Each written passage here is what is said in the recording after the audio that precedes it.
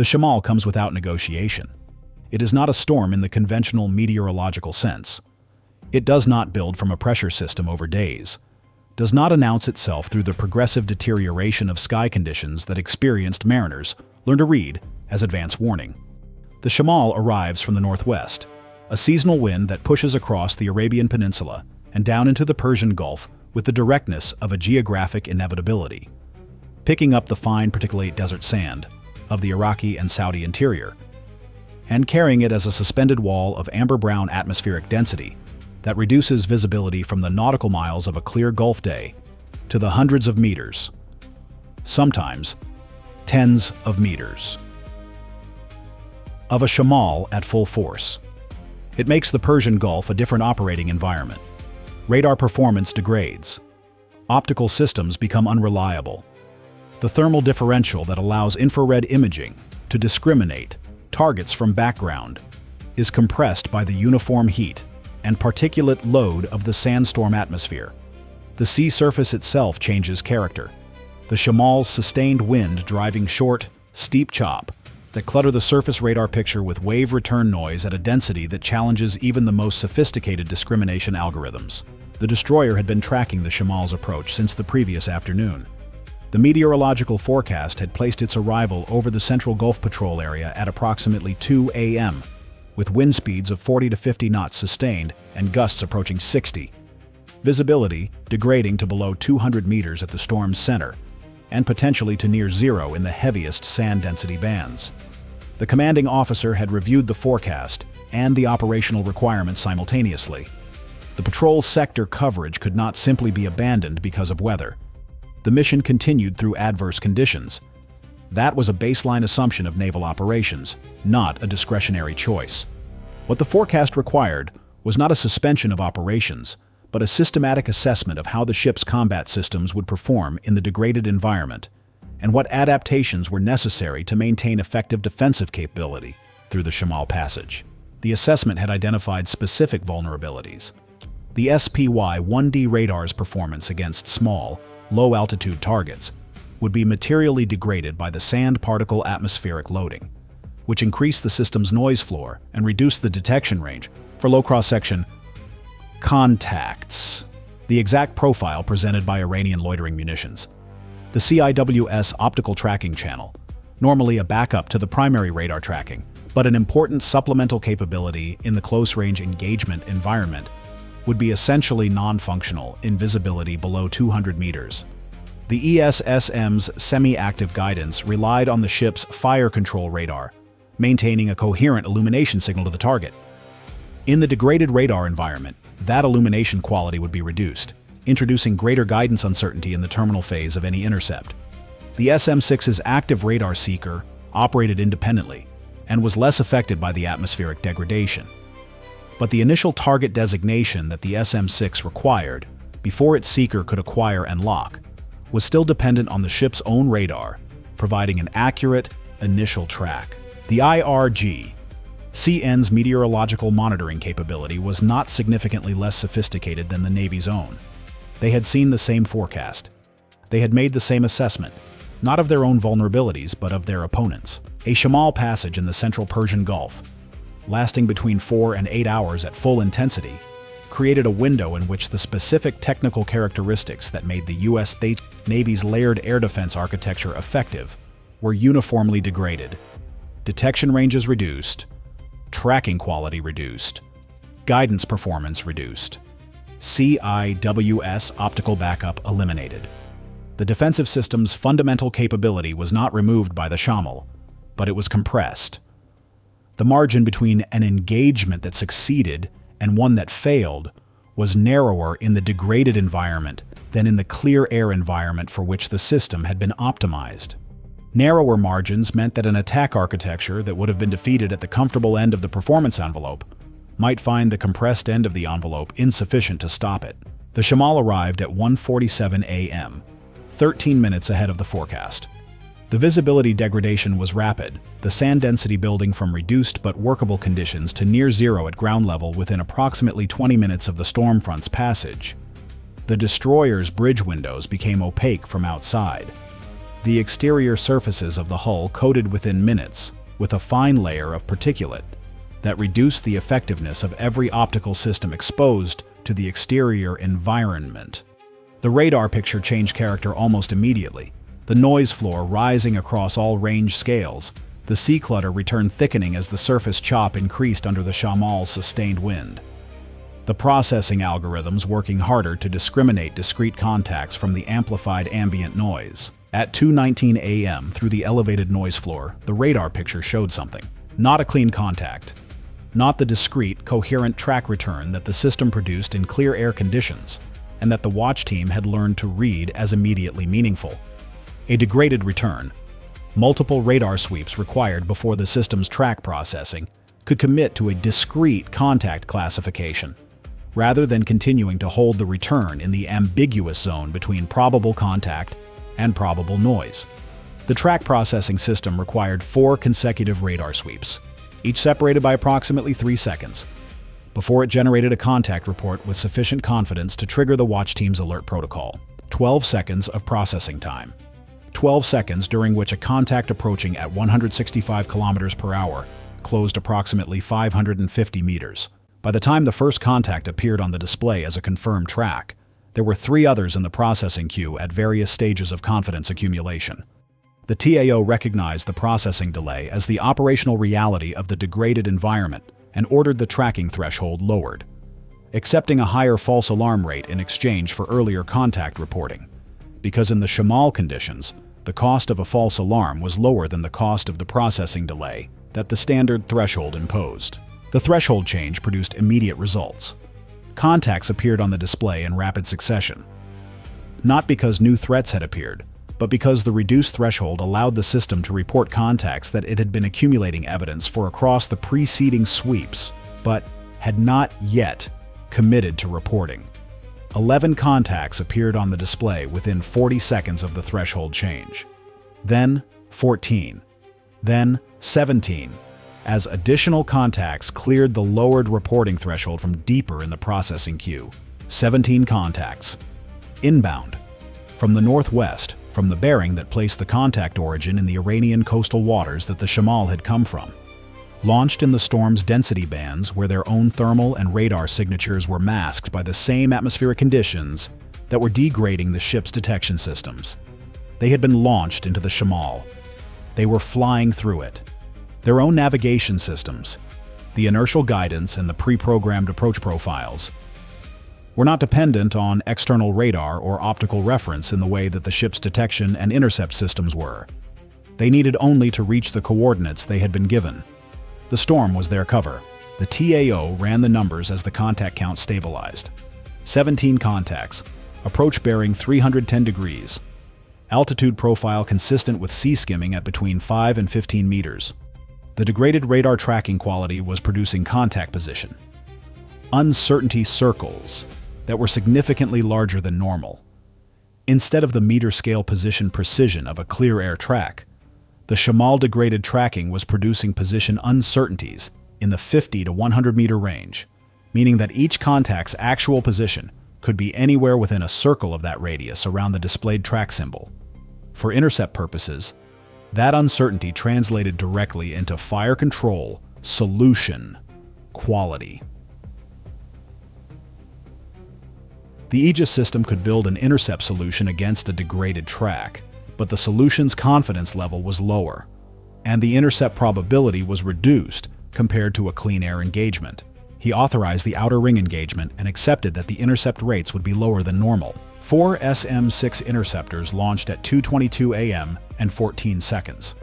The SM-6 chosen over the SM-2 for the outer ring precisely because its active radar seeker would acquire and track the targets independently once it reached acquisition range, operating in the storm environment with its own seeker's performance, rather than depending on continuous semi-active illumination from the ship's degraded fire control radar.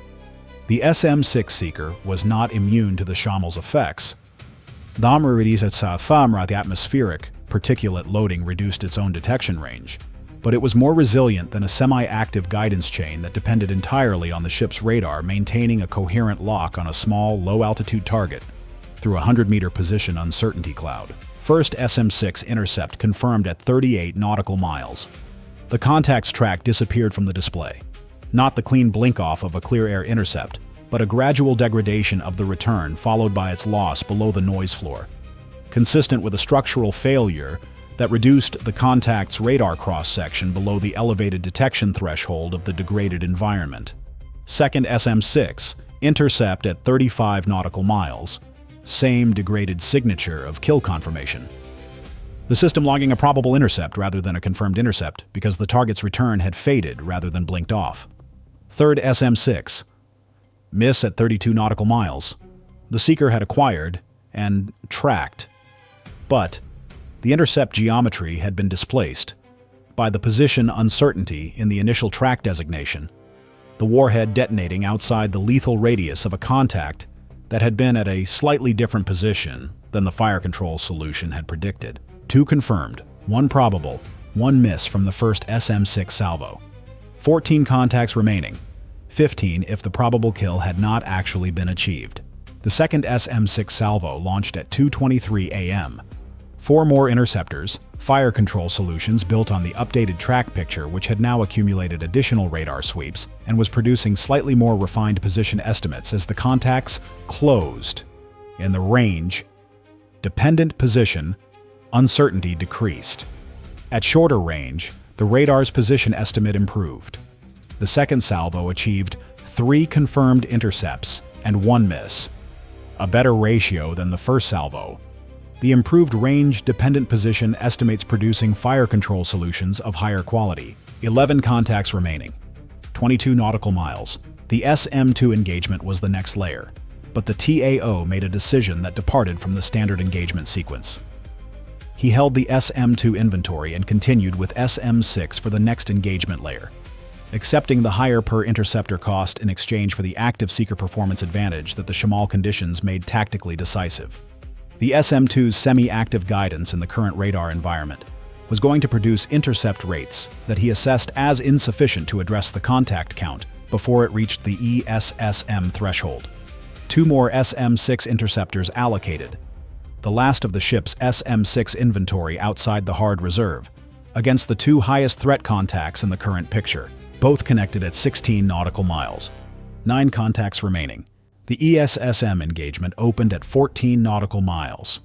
The ESSM's active guidance operated with the same degraded initial designation problem as the SM-6. The guidance seeker needed a target to acquire, and the quality of the acquisition was dependent on the fire control radar's track quality. At 14 nautical miles in the shamal conditions, the track quality had improved further as range decreased, and the ESSM engagements in the 10 to 14 nautical mile band produced better intercept rates than the outer ring SM-6 work had achieved. 5 ESSM intercepts confirmed across the 14 to 10 mile band. 4 contacts remaining inside 10 nautical miles. 4 contacts inside 10 nautical miles. In a storm with 200-meter surface visibility and a CIWS optical backup system that was effectively non-functional, the CIWS forward mount was in radar tracking mode, its own X-band fire control radar, attempting to maintain track on the inbound contacts through the shamal noise environment. The X-band radar's shorter wavelength made it more sensitive to the atmospheric particulate loading than the longer wavelength SPY-1D, which meant the CIWS tracking quality was more severely degraded than the ship's main radar. The mount was tracking. The solution quality was reduced. The engagement would be harder than normal. 3 more ESSM interceptors allocated against 3 of the 4 remaining contacts. First ESSM intercept confirmed at 7 nautical miles. Second ESSM at 5.8 nautical miles. Probable kill, degraded contact signature. Third ESSM miss at 4.2 nautical miles. The most significant miss of the engagement. The intercept geometry displaced by a combination of the fire control solution, uncertainty, and the contact's own terminal guidance correction at close range. 1 confirmed remaining. 1 probable remaining. The contact whose kill had not been confirmed. Potentially 2 active contacts, both inside 4 nautical miles. The CIWS forward mount acquired the confirmed contact at 2.4 nautical miles and began its engagement. The radar tracking in the storm conditions was producing a track solution with position uncertainty, that the mount's fire control computer was compensating for by spreading the burst pattern, placing more rounds into the engagement corridor at the cost of lower shot density at any single point, a deliberate adaptation to the degraded tracking quality. The burst opened, so see the contact was struck at 1.9 nautical miles. Radar return collapsed. Confirmed elimination. The probable kill contact. If it was still active, it was somewhere in the 2 to 4 nautical mile range bracket, approaching on a bearing that the last confirmed track had placed at 312 degrees. The CIWS mount pivoted to that bearing and the radar searched the corridor. Nothing resolved cleanly. The noise floor in the corridor was elevated, the sea clutter thick with the shamal's wind-driven surface chop. No discrete contact visible above the noise. The damage control teams were at their stations throughout the ship. The hatch covers were sealed. The watertight integrity was confirmed. Every person not required at a combat station was in a protected position below the weather deck. The bridge windows showed nothing. 200 meters of visibility. Wall-to-wall amber-brown particulate. The sea surface visible only as a slightly darker shade of brown below the undifferentiated atmospheric mass. At 2:28 a.m. and 41 seconds, the aft CIWS mount, which had been covering the stern arc in automatic mode throughout the engagement, registered a contact on its radar at 820 meters, bearing 314 degrees. Not from the forward arc, from slightly aft of the port beam. The contact had approached on a final bearing offset from the main formation's approach axis. Its position in the approach corridor masked by the forward arc engagement activity, and the elevated noise floor until it closed to a range where its radar cross-section was sufficient to break out of the clutter at the aft mount's detection threshold. The aft mount engaged at 820 meters. The burst was not clean. The radar tracking solution was shifting as the contact's approach geometry changed rapidly at close range. The mount's fire control computer executing continuous solution updates faster than any human operator could have managed. The mechanical drive system moving the barrel at rates that were felt throughout the stern section of the ship as a sustained, high-frequency vibration, distinct from the lower-frequency shamal wind load that was flexing the hull structure simultaneously. Second burst. Third burst. The contact was eliminated at 350 meters from the hull. The disintegration of the airframe in the shamal atmosphere produced a pressure wave that reached the aft deck as a sharp, directional force from the port quarter, felt by the damage control team stationed in the aft damage control space, as a single abrupt concussion transmitted through the hull plating, unmistakable in character. Fragmentation debris impacted the hull above the waterline in a sparse scatter that the damage control teams would catalog in the post-engagement assessment. 11 impacts on the port side hull plating aft of the main engineering spaces. 2 impacts on the aft deck non-skid surface, none penetrating structural steel. 350 meters. At 2:29 a.m. and 7 seconds, the aft CIWS mount completed its post-engagement sweep of the port-aft bearing sector and reported no further contacts. The forward mount completed its sweep of the forward arc simultaneously. Both sweeps returned elevated noise returns, consistent with the ambient shamal environment, rather than any discrete contact signature. The radar picture was as clear as the shamal permitted it to be. 17 contacts launched into the storm. Engagement accounting across the full sequence.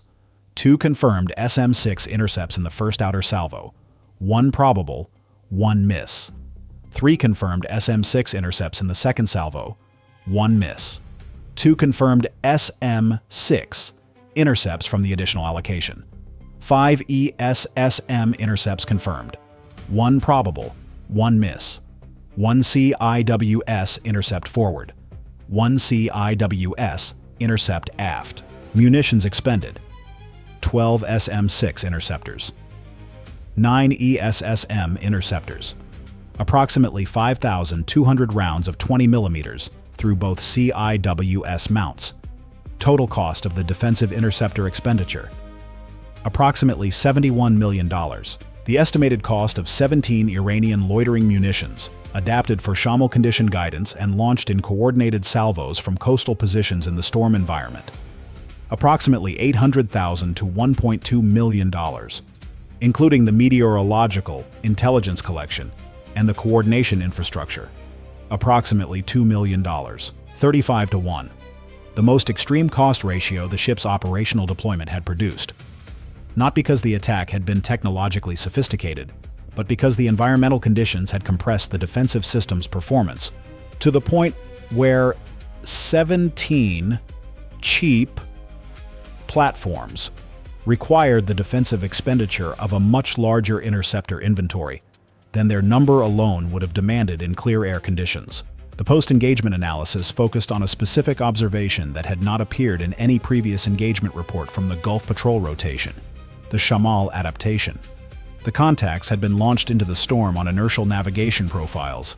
They had not needed to see their target. They had needed only to navigate to a coordinate. The guidance architecture that made Iranian loitering munitions vulnerable in clear air conditions, the optical and radar terminal homing that required a clear sensor path to the target, had been partially substituted by a different approach: launch into the storm, navigate on inertial, approach to a coordinate in the target's patrol area, and let the terminal seeker acquire at the compressed range that the storm conditions permitted, where even a degraded sensor could find a target the size of a destroyer at 200 to 300 meters. The tactic required accepting lower terminal accuracy in exchange for the degraded environment advantage. It accepted higher miss rates at the outer ring in exchange for compressing the engagement timeline and reducing the defensive system's performance across all layers simultaneously. It was not elegant. It was effective. The ship had expended 12 SM-6 interceptors, its most capable and most expensive outer ring weapon, to defeat 17 low-cost platforms in conditions where the platform's cost-to-effect ratio had been structurally altered by the weather. The shamal continued through the remainder of the night, its wind load producing a resonant vibration in the ship's mass structure that the crew had stopped consciously registering after the first hour. But that was present throughout, a constant physical reminder that the Gulf was not a neutral medium through which operations were conducted. It was an active participant in the engagement, offering the same conditions to both sides and rewarding whoever had planned better for what those conditions produced. The watch continued through the storm. It always continued. The Gulf does not pause for weather, and neither does the line that holds it.